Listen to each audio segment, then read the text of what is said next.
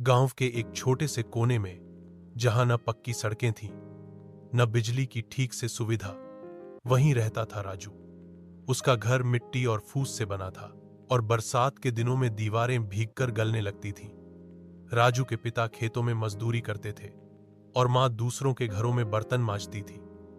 घर का खर्च इतना तंग था कि कभी कभी 2 वक्त का खाना भी मुश्किल हो जाता था। राजू के पास पढ़ने के लिए किताबें नहीं थीं, लेकिन उसका मन हमेशा कुछ नया सीखने को तरसता था। गांव के सरकारी स्कूल में वह 5वीं कक्षा में था, लेकिन पढ़ाई में बहुत होशियार था।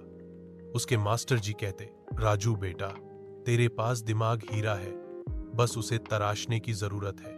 राजू के लिए ये शब्द किसी खजाने से कम नहीं थे।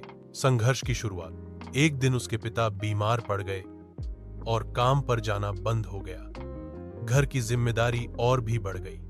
अब राजू को भी स्कूल के बाद खेतों में मजदूरी करनी पड़ती। कभी कभी ईंट भट्ठे पर तो कभी सब्जी बेचने में मदद करता। थकान से उसका शरीर टूट जाता, लेकिन रात को वह लालटेन की हल्की रोशनी में बैठकर पढ़ाई करता। गांव के कई लोग उसे कहते, अरे पढ़ लिख कर करेगा क्या, आखिर में तो खेत में ही काम करना है। लेकिन राजू का जवाब हमेशा एक ही होता, मैं अपनी किस्मत खुद लिखूंगा।